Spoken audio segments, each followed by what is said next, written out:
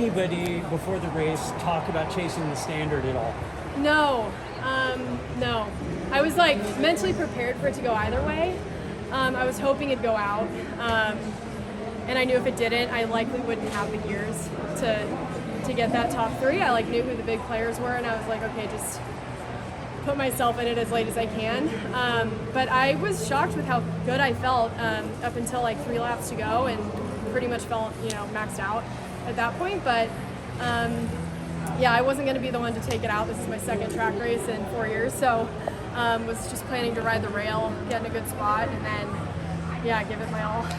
So really, this is a resurgence of your track career. You sort of semi-retired from track, Yeah. became a marathoner, fourth at the marathon trials. Yeah. Talk a little bit about that. I mean, that was probably like the best day ever.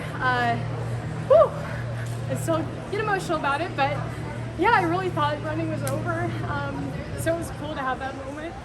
I wouldn't call this my track resurgence. I was kind of doing this to like rewrite a lot of the crappy history I've had on the track, and it was honestly just to walk out on that stadium and just soak it in, do a stride out there. I like all nerves kind of went away, and I just had fun. So the fact that I could just do that was like pretty awesome.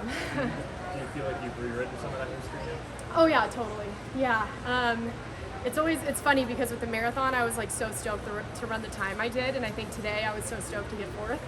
So it's like, it was funny. Like, of course, I think if it was a perfect day and like everything went the way I wanted it to go, I would have made the marathon team. So this was just like cherry on top of a great year, and more motivated than ever to get back to marathon pace now.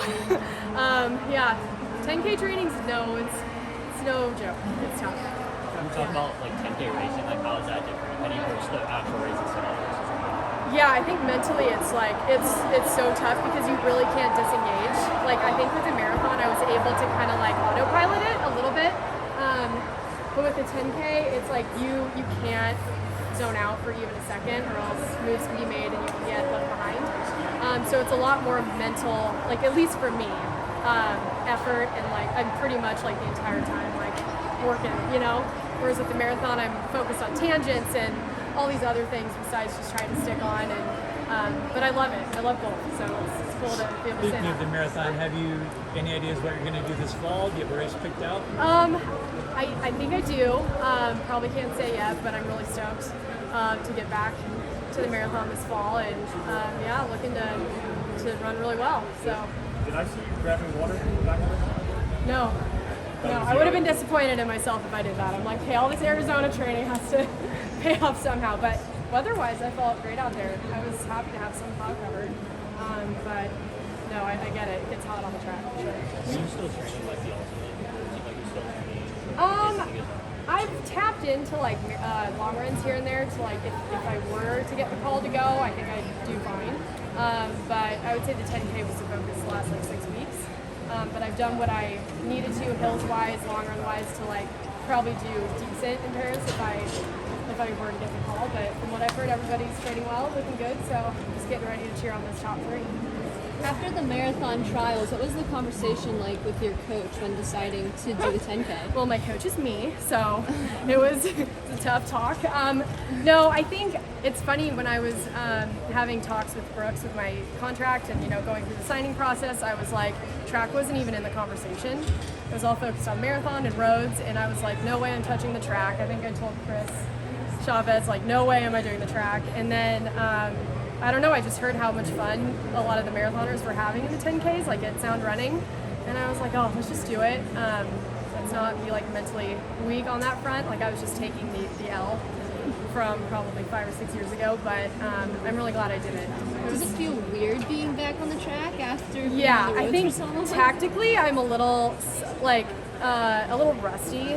Like I wanted to just glue on that rail, but there were a few times like, depending if the lead was changing in front of me, I got like tripped up here and there, and it'll be good to like tap into that and race on the track more because tactically I'm so rusty. But it's really fun. Every race I'm learning. So. Do you think just working at the training honestly focusing more on the Yeah. it's going to help? For sure. Yeah, I feel the strongest. I don't hate when people say that. Like, it's awesome when people say that, but I do feel like a completely different athlete. I've really invested in like my body work in like maintenance. I work with George Byron, who's an amazing physio out of Phoenix. He worked with John Ball for a while, and now he's doing his own thing, and I just like believe in him so much, and he's gotten me to feel like a freaking miler out there. Like I threw down a 4:33 in practice after the mini 10K, and I felt like I was holding back, and I don't think in a million years I'd be able to do that. So I think it'll translate really well to the road. So I'm stoked to see that happen. Congratulations on your race tonight. Thanks, guys. Thanks for chatting. I really appreciate it.